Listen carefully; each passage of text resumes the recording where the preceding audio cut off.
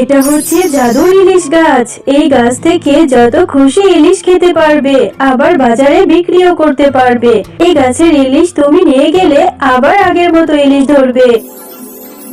মা, তুমি কি রান্না করছো?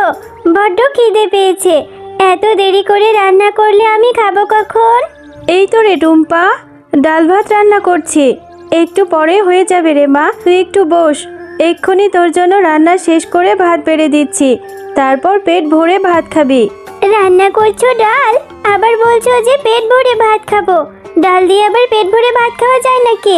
তুমি জানো না ডাল আমার একদমই পছন্দ না। আমি ডাল দিয়ে ভাত খাবো না। তাছাড়া আর কি রান্না করবো রে মা? তেমন কোনো কিছু তো ঘরে নেই। তোকে আমি ভাত মেখে মজা করে ডাল দিয়ে খাইয়ে দেব, দেখবি খুব ভালো লাগবে। তুমি তোমার ডাল দিয়ে ভাত খাও, আমি খাবো না। আমার জন্য যদি মাছ রান্না করো তবেই ভাত খাবো। আমি বাড়ি থেকে বেরিয়ে গেলাম। আরে মিনা, এই তো বললি তোর খিদে পেয়েছে, না খেয়ে কেন বেরিয়ে যাচ্ছিস? কিরে ববি, খেলতে যাবি না? চল, আমরা দুজন মজা করে খেলা করি। হ্যাঁ রে, আমি খেলা করব, কিন্তু আমি যে এখনো ভাত খাইনি। আমার মা আমার জন্য ভাত বেড়ে রেখেছে, আমি খেয়ে তারপর তোর সাথে খেলা করতে যাব। আচ্ছা ঠিক আছে, যা তুই তাহলে খেয়ে নে। জানিস আমারও না অনেক খিদে পেয়েছে। আমি না খেয়ে বাড়ি থেকে চলে এসেছি। আমার মা ডাল ভাত রান্না করেছে। আমার যে ডাল খেতে একদমই ভালো লাগে না, রোজ রোজ ডাল রান্না করে রাখে। আচ্ছা ঠিক আছে, জানিস আজকে আমার মা ইলিশ রান্না করেছে, চল তুইও আমার সাথে ইলিশ দিয়ে ভাত খাবি। আমরা দুজন ভাত খেয়ে তারপর খেলা করতে যাব। এরপর মিনা ববির সাথে গিয়ে অনেক মজা করে মাছ দিয়ে ভাত খেতে থাকে। আরে আরে, এই ববি, সব মাছ দেখি খেয়ে শেষ করে ফেলেছিস। আর এই ছোট লোকের বাচ্চাকে এনেছিস, ওকে আমার ডাইনিং এ বসিয়ে খাওয়াচ্ছিস। ও তো দেখছি সব খেয়ে সাবার করে ফেলেছে। এখন আমি কি খাবো? আমার জন্য তো কোনো খাবার রাখিসনি। না মা, মিনা তো সব খাবার খায়নি, ও অল্প একটু ভাত খেয়েছে। ও কখনো ইলিশ খায়নি, তাই ওকে একটু ইলিশ খাইয়েছি মা। আরো অনেক মাছ রয়ে গেছে, সেগুলো দিয়ে তুমি খেয়ে নাও না। ববি, তুই জানিস ইলিশের কত দাম? এত দামের ইলিশ তুই এই ছোট লোককে দিয়ে খাইয়ে নিলি। এই মিনা, এক্ষুনি বাড়িতে চলে যা বলছি, আর কখনো আসবি না। ও কাকিমা, তুমি এভাবে বকছো কেন আমাকে? আমি কি ইচ্ছে করে খেয়েছি নাকি? ববি তো আমাকে দিয়েছে। তুমি শুধু ছোট লোক বলছো। হ্যাঁ, এত বড় বড় কথা মুখ দিয়ে বেরোচ্ছে, বেরোবেই তো। এত ভালো ভালো খাবার কোনোদিন চোখে দেখেছিস? এখনো এখানে বসে আছিস বেহায়ার মতো, এক্ষুনি বেরিয়ে যা।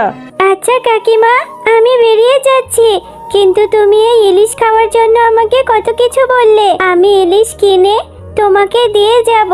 এই কথা বলে মিনা মন খারাপ করে সেখান থেকে চলে যায়। কিরে মা মিনা, কোথায় গিয়েছিলি? তুই নাকি ভাত না খেয়ে চলে গিয়েছিস, কেন ভাত খাসনি? ডাল রান্না করেছি তাই মন খারাপ হয়েছে?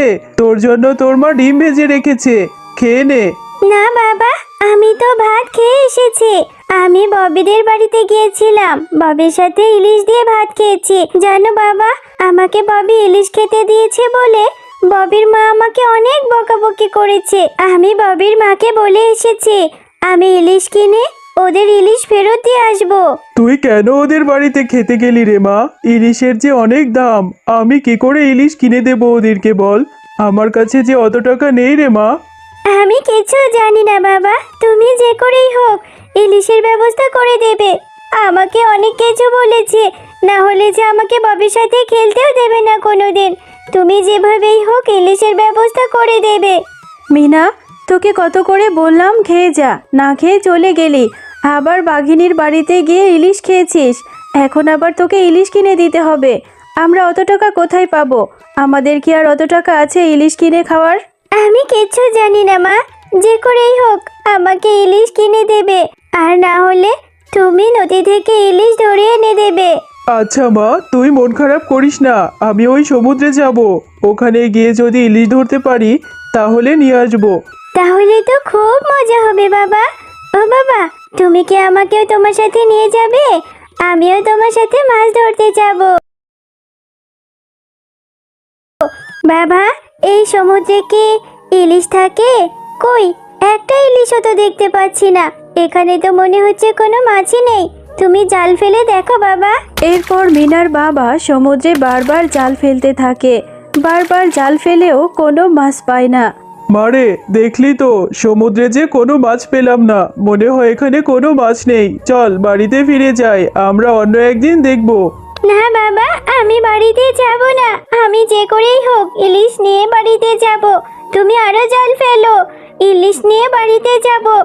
এমন সময় সেখানে একটা জলপরি চলে আসে। কি হয়েছে বাচ্চা মেয়ে, তুমি কাঁদছো কেন? আমি জলের নিচ থেকে তোমার কান্নার শব্দ পাচ্ছি। আমি তোমাকে সাহায্য করব। তোমার কি প্রয়োজন আমাকে বলো। সত্যি বলছো জলপরি? তুমি কি আমাকে ইলিশ দিতে পারবে? আমার অনেক অনেক ইলিশ চাই। যদি তুমি আমাকে ইলিশ দিতে পারো তাহলে আমি খুব খুশি হব, আর আমি বাঘিনী মামিকে ইলিশ দিতে পারবো। ও, তোমার ইলিশ চাই? আচ্ছা, এই নাও, আমি তোমাকে এই জাদুকরি চারা গাছটি দিয়ে দিচ্ছি। এই জাদুকরি চারা গাছটি তুমি তোমার বাড়িতে গিয়ে রোপণ করবে। তাহলে দেখবে এই চারা গাছ থেকে অনেক অনেক ইলিশ হবে, আর সেই ইলিশ তোমরা খেতেও পারবে, বিক্রিও করতে পারবে। জলপরি, তোমাকে অনেক ধন্যবাদ। সত্যি আমি এই গাছ থেকে অনেক ইলিশ খেতে পারবো? তাহলে তো খুব মজা হবে। মা, ও মা, কোথায় গেলে তুমি? এদিকে এসো না।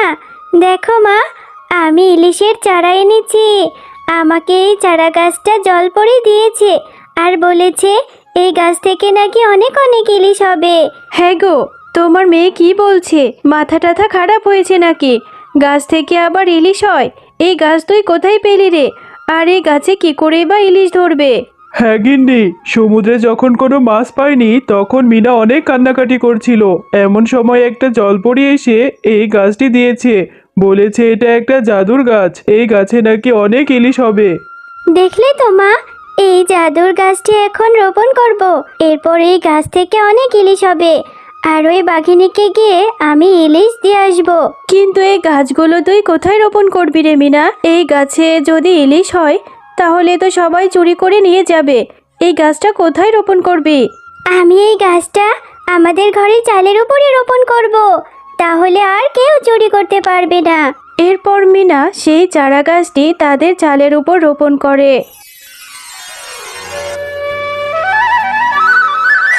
আরে, কালকে রোপণ করা ওই চারা গাছটি কত বড় হয়েছে, আর ওই গাছের মধ্যে কত ইলিশ ধরেছে। মিনা দেখলে খুব খুশি হবে। মিনা, কোথায় গেলি রে? এদিকে আয়, দেখ না, কালকে তোর রোপণ করা ওই গাছটিতে কত ইলিশ ধরেছে। এত ইলিশ তো আমি কখনোই দেখিনি। হ্যাঁ মা, তাহলে ওই জলপরীটি ঠিকই বলেছিল। দেখো মা, কত ইলিশ ধরেছে। এখন এই ইলিশগুলো আমি পেট ভরে খাবো, আর আমি বাঘিনী কাকিকে গিয়ে অনেকগুলো ইলিশ দিয়ে আসবো। তারপর আবার আমি ববির সাথে খেলা করতে পারবো। বাচ্চা মেয়ে, তুমি ঠিকই বলেছ। এটা হচ্ছে জাদুর ইলিশের গাছ। এই গাছের ইলিশ কখনো শেষ হবে না। তুমি যত খুশি ইলিশ খেতে পারবে, আবার বিক্রিও করতে পারবে। এই গাছ থেকে ইলিশ ছিঁড়ে নিয়ে গেলে আবার আগের মতোই ইলিশ হয়ে যাবে। এরপর সেই গাছ থেকে ইলিশ নিয়ে মিচকে শিয়াল বাজারে বিক্রি করে, আর সেই ইলিশগুলো শেফা শিয়ালিনী রান্না করলে তারা মন ভরে ইলিশ খায়। আর মিনা বাঘিনীর বাড়িতে গিয়ে বাঘিনীকে অনেকগুলো ইলিশ দিয়ে আসে।